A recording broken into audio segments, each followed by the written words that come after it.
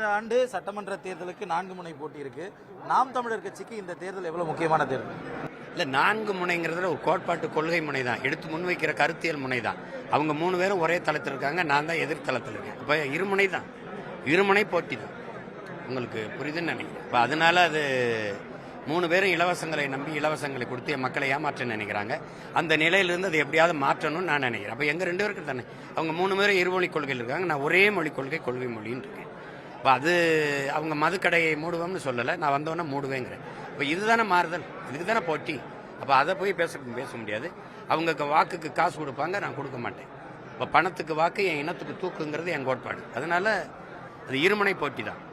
இது எங்களுக்கு ஒவ்வொரு தேர்தலுமே முக்கியமானதுதான்.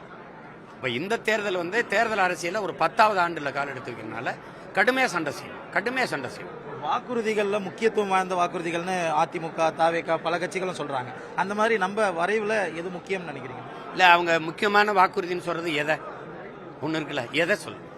குடும்பத்துக்கு 6 எரிகாற்றூரில் கொடுப்பேன், குடும்ப தலைவிக்கு 2000 கொடுப்பேன், 2500 கொடுப்பேன், தாலிக்கு தங்கம் கொடுப்பேன். அதெல்லாம் இல்லை. நான் என் பிள்ளையே தாலியில் 5 பவுன் தாலி தங்கம் வாங்கி கூட தாலி கட்டுற மாதிரி நான் வசதி ஏற்படுத்தி கொடுப்பேங்கிறேன். இப்போ அது என்னோட இது அறிவை வளர்க்கும் கல்வி, உயிரை காக்கும் மருத்துவம், உலக உயிர்களின் உயிர் தேவையாக இருக்கிற நீர், இது 3 தான் என் ஆட்சியில் இலவசம். வெறும் இலவசம்னா இப்போ இலவசமாக தான் இருக்குன்னு சொல்லக்கூடாது.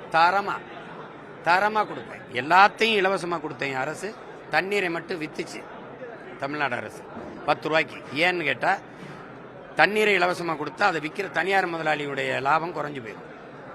அப்போ அவன்கிட்ட லாபம் குறைஞ்சா உனக்கு என்னன்னா, அவன்கிட்ட இருந்து வர கமிஷன் காசு எனக்கு நின்று போயிடும். உங்களுக்கு புரியுது நினைக்கிறேன்.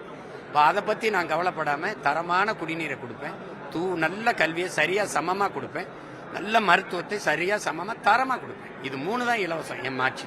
இது புதிதாக வந்திருக்கக்கூடிய கட்சி அதிமுகவோட வாக்குகளை பிரிப்பாங்க, திமுகவோட வாக்குகளை பிரிப்பாங்கன்றாங்க. நாம் தமிழர் இந்த தாவேக்காவோட எஃபெக்ட் எதுவும் இருக்குன்னு நினைக்கிறீங்களா வாக்கு வங்கியில்? அது ஒன்றும் இருக்காது. இப்போ நீங்கள் தம்பியோட வாக்கு எனக்கு இருந்தால் அவருக்கு நீங்கள் என்னும்போது 20 விழுக்காடு இருக்குது, 30 விழுக்காடு இருக்குன்றீங்க. எனக்கு 8.5 விழுக்காடு தானே இருக்குது. அவர் வாக்கு எனக்கு போட்டிருந்தா நான் 25 விழுக்காடு 20 விழுக்காடு வந்திருப்பேன்ல.